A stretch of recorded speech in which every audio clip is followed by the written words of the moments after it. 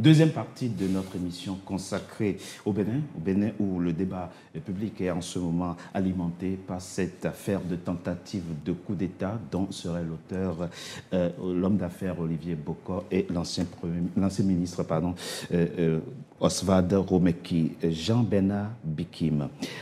Vous faisiez dans la première partie de notre émission un parallèle entre Olivier Bokor et Sébastien Ajavon. Je rappelle, Sébastien Ajavon est lui aussi un homme d'affaires béninois, aujourd'hui en exil, mais condamné par la justice de son pays à 20 ans de prison, par la même criette justement, pour plein d'incriminations, dont blanchiment d'argent, etc. etc.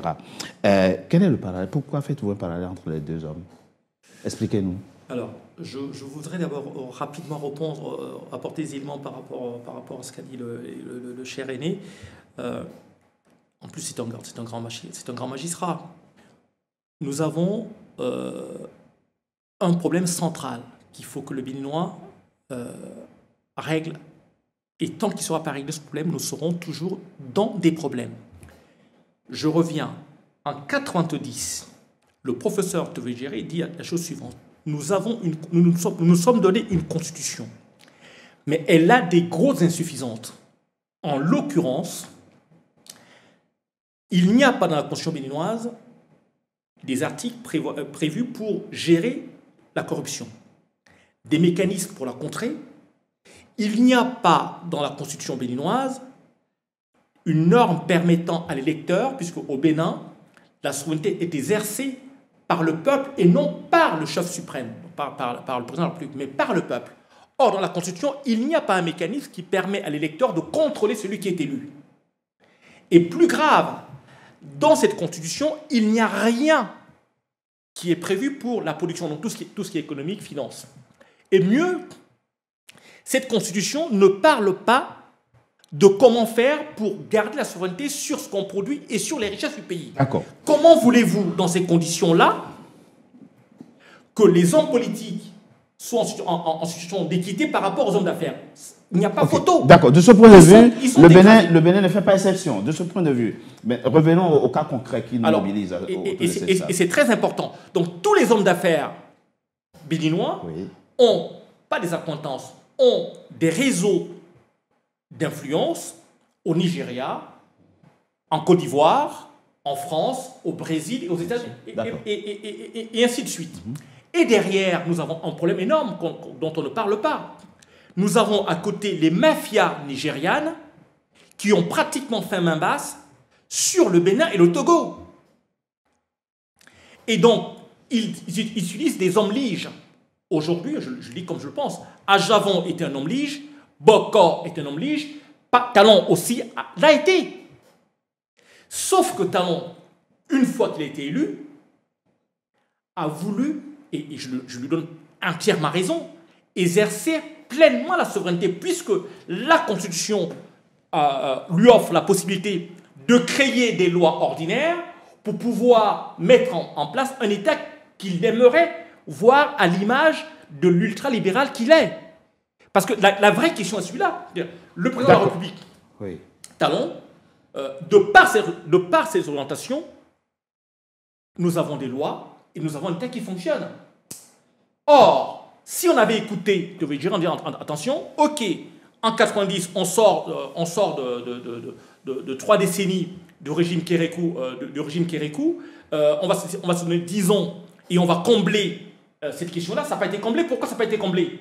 Parce que nos aînés au Bénin, francs-maçons, Rosicruciens et j'en passe, ont fermé les yeux sur l'essentiel. Et aujourd'hui, ceux qui pilotent la machine, ce ne sont pas les Béninois, ce sont les intérêts extérieurs. Et en l'occurrence, Karine disait quelque chose d'assez important tout à l'heure, nous avons 3 éléments nous avons 3 éléments qui mettent Talon en difficulté. On fait porter à Talon l'idée selon laquelle il est responsable, il fait partie de ceux qui ont fait subir au Burkina Faso, au Mali, au Niger, les souffrances qu'ils ont connues. Premier point. Le deuxième point, il y a, une lutte de pouvoir pour la succession de Talon sur un point important. Oui, lequel? Comment? Et entre qui? Entre Talon et les autres Béninois. Puisque le Béninois actuel se dit, et il a raison sur ce titre, il dit, ah, cet homme était déjà très riche, mais depuis qu'il est président, il a fait même pas Jean-Bernard Békim, tous les richesses du pays. Je vous rappelle que le président Patrice Talon a son deuxième mandat. Je termine. Allez-y, descendez un peu. Je termine. Nous pensons, au regard des éléments que nous avons reçus, que l'enquête de flagrance qui a été menée, quand on prend Omeki avec le commandant de la garde républicaine, il est libre en l'occurrence. Il est tombé dans un piège, malheureusement. Qui il? Omeki et Olivier Bokor. Ils sont tombés dans un piège. Dans un piège. Tendu par qui? Qui l'ont entraîné. Tendu par qui? Tendu par les services. Par les services. Mais alors moi, ce que je voudrais quand même qu'il soit éclairci, mais parce que vous dites en fait qu'il y a la main basse des réseaux nigérians, des réseaux d'influence. Oui. Et finalement, en fait, je n'arrive pas à comprendre quel est le rapport que vous faites directement entre cette tentative de coup d'État, le rapport avec Ajavon, parce que c'est un peu assez tiré par les cheveux. Avec Ajavon, nous savons, nous savons que les mafias nigérianes se servaient des conteneurs d'Ajavon pour faire transiter la drogue de l'Amérique du Sud vers l'Afrique de l'Ouest. Jean-Bernard Békim, vous voulez dire dans mon émission que Sébastien Ajavon est un trafiquant de drogue? Non, les mafias. Et serait la marionnette de mafia. Les mafias nigérianes utilisaient les conteneurs. Je préfère franchement que vous ne fassiez pas ce genre de développement. Et puis pardon de vous interrompre, mais ce que je veux dire, c'est que les hommes d'affaires, qui soient africains ou peu importe, ils sont obligés d'avoir des réseaux pour travailler ensemble. Et puis il ne faut pas forcément y voir une théorie du complot. Enfin, donc là, revenons quand même au cas Boko, comme le cas qui nous interroge aujourd'hui. C'est encore une fois, moi, je souligne le fait que ce soit une trahison et que effectivement, je pense que il a nourri des ambitions puisque les associations sur le terrain appelaient à ce qu'il se présente. OB26, c'était pour qu'il se présente. Et effectivement, on peut partir du principe que le président Talon n'y ait pas vu son intérêt parce que c'est lui qui veut avoir la main sur son prochain successeur. On va d'abord, très rapidement, monsieur le ministre, aborder un point qui est quand même capital dans la compréhension de ce qui se passe au Bénin. L'homme d'affaires béninois, Olivier Bokor, est interpellé. Il était dans son véhicule. Il n'était pas dans un char qui prenait d'assaut la présidence de la République. Il était dans un véhicule. Son épouse serait au volant, apparemment. Osman Omeki, lui, est interpellé chez lui avec, à sa possession, 1,5 milliard. Ce qu'on a dit. Destiné à alimenter à la fois le commandant de la garde républicaine, Dieudonné Tévoigré, et d'autres réseaux qui seraient chargés de faire le coup d'État. Pourquoi, selon vous, le colonel Tévoigré est libre? Merci beaucoup. Mais permettez-moi de réagir par rapport à deux petites choses rapidement. Bon, d'abord, tout le monde parle de 7 octobre. Donc, permettez-moi aussi d'avoir une pensée pour Steve Amousson, qui a été kidnappé à Lomé, qui est devant la Criette aujourd'hui. Alors, je reviens. Je voudrais aussi faire nuancer un peu certaines positions du professeur. Et tout à l'heure, il disait la Constitution n'a pas prévu des mécanismes de contrôle. Ah non, le pouvoir est au peuple, la souveraineté, voilà. Oui. La souveraineté est exercée par le peuple, mais que la Constitution n'a pas prévu des mécanismes.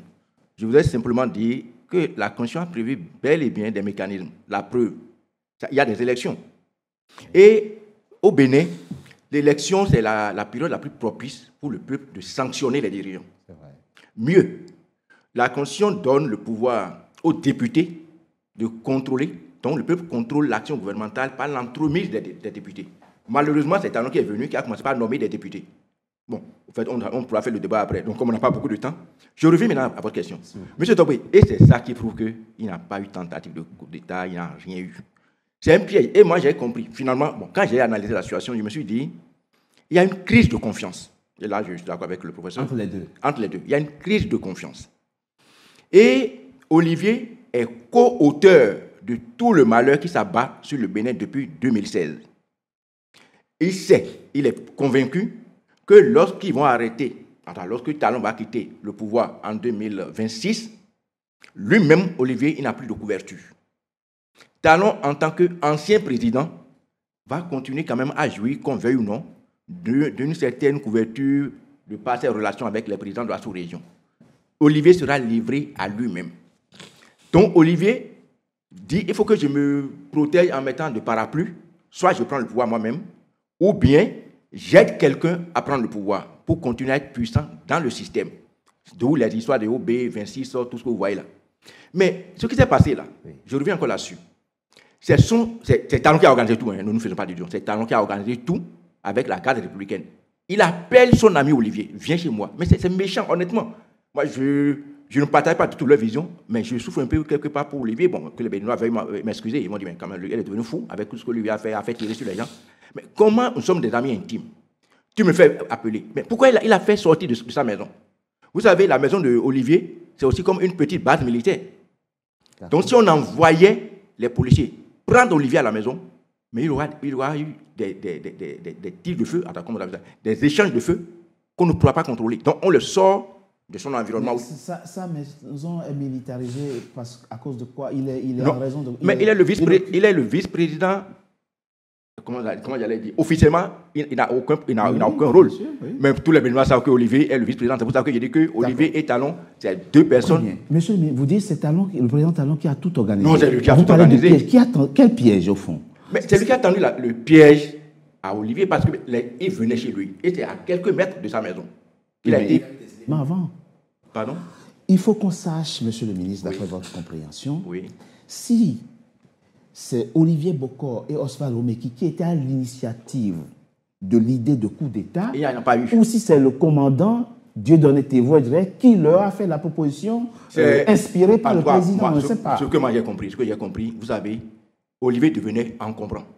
Et vous avez parlé tout à l'heure de Adjavon. Bon, le problème de drogue que le professeur évoque, moi je n'en ai pas connaissance. Je sais que les gens ont mis de la drogue dans le conteneur d'Adjavon à un moment donné. Oui. Bon, c'est parce que la justice béninoise a dit, mais...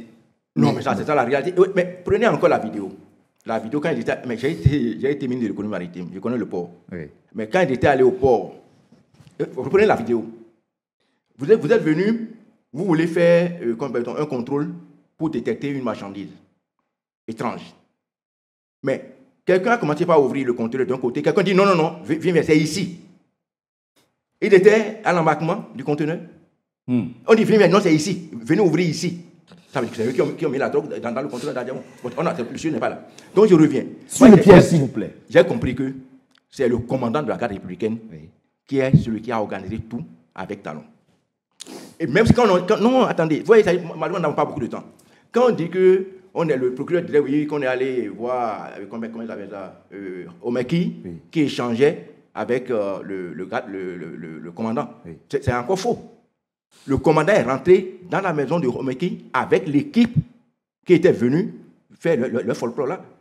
Il n'était pas là, lui, le gars était déjà couché. C'est un pur montage. Parce que après tous les autres riches, celui qui peut donner de l'insomnie à Talon, c'est son ami. Et lui, il a voulu non, ce que je dis, moi, ça m'engage. Je ne sais pas vous qui le dites. Non. Il a voulu s'affranchir de la tutelle de Talon.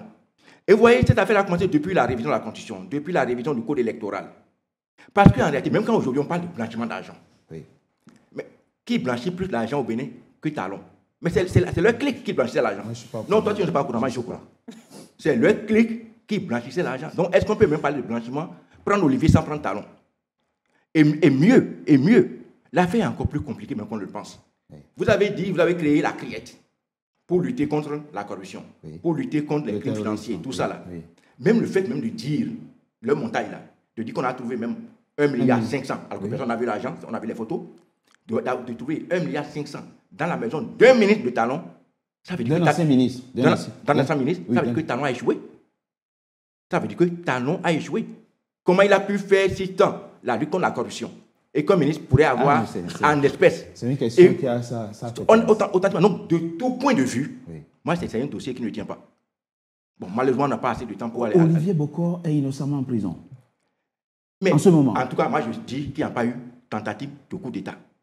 Ils ont fabriqué quelque chose pour pouvoir le déposer. Mais malheureusement, c'est ce que lui aussi a fait faire à Javon, à Madougou, au professeur Jola. C'est ça qui est malheureux. C'est là où je suis un peu gêné.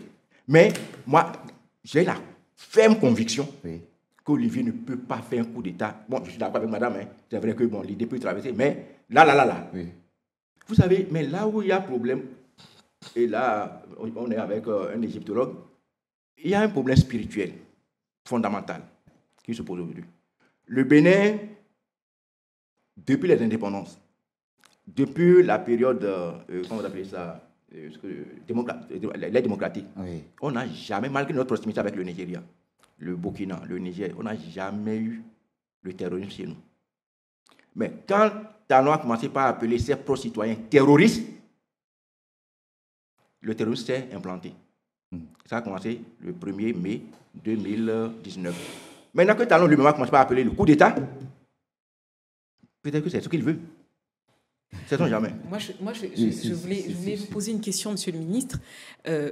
Vous êtes dans l'opposition aujourd'hui. Oui. Là, vous pensez effectivement que la façon dont monsieur Boko se retrouve derrière les barreaux est injuste. Est-ce que vous auriez voulu que monsieur Boko, idéalement, se présente pour 2026, par exemple, et que par les urnes, vous l'affrontez dans les urnes et qu'il prenne le pouvoir? Qu'est-ce que vous auriez dit? On est bien sûr dans de la politique fiction, mais... Je vais être très direct avec vous. Au fait, moi je dis, il ne faut pas de différence entre Talon et Olivier. Olivier candidat, nous on va le combattre de toutes nos forces. Là, il n'a rien à faire. Maintenant, s'il arrive, parce qu'il est citoyen béninois, s'il arrive à se donner les moyens pour être candidat, moi je n'ai pas de pouvoir. Actuellement, compte tenu du système partisan, il n'est pas qualifié. En tout cas, dans la configuration actuelle, il sera difficile d'être candidat. Oui. Justement, et c'est là même, c'est ça où je vous dis que c'est un coup monté par Talon lui-même. Et je vous donne des détails. Malheureusement, vous ne me laissez pas le temps. Vous voyez, parce que le code électoral, ça c'est un secret de polichinelle que Olivier est contre ce code-là. Ça, tout le monde le dit. Et vous savez que lorsque les tractations se faisaient à l'Assemblée nationale, il y a certains députés qui se réclamaient, qui se disaient pro-Olivier, qui étaient contre ce code-là.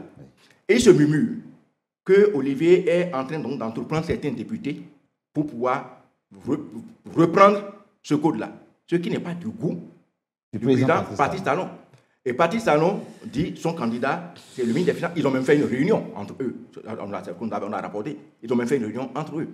Et c'est là où, vous voyez, à cette réunion, le président Talon disait aux députés, mais c'est quoi? Oui, vous cherchez à protéger Olivier parce que c'est lui qui vous donne l'argent. Mais vous savez que tout l'argent qu'il vous donne, c'est moi qui lui remets l'argent. Ça veut dire quoi? Donc si aujourd'hui même on veut juger Olivier pour corrupteur, le plus grand corrupteur c'est Talon, puisque Talon a dit devant les députés que c'est lui qui le remet l'argent. Et c'est pour ça que je vous ai dit. Mais c'est les députés même qui ont dit ça. Non, mais bon, après, on sait comment ça se passe en Afrique. Oui. Enfin, je veux dire, c'est pas sur notre continent. Tout à fait. Et on sait très bien que c'est Olivier qui porte les sous aux députés, aux rois, aux pasteurs, à tout ça là. Donc c'est pour ça que je vous dis, Talon même sait qu'il y a énormément de numéraires dans sa maison. C'est pour cela qu'on n'a pas envoyé des gens faire la perquisition chez lui. Maintenant, le militaire, vous aussi, vous regardez, le jour du jugement, il est venu par une autre porte. Lui n'est même pas gardé. Le patron de la garde républicaine. La garde républicaine. Mais quel coup d'État? Et jusqu'à présent, l'armée, c'est-à-dire le chef d'état-major général, où tout ce monde, la personne n'a rien dit. Quel coup d'État? Et il est toujours à son poste. Il est toujours à son poste. Et puis on le laisse. Non, arrêtons quoi. Franchement, ça nous salit. Je propose qu'on marque une coup de pause. On se retrouve dans quelques instants pour faire la troisième et dernière partie de la réflexion.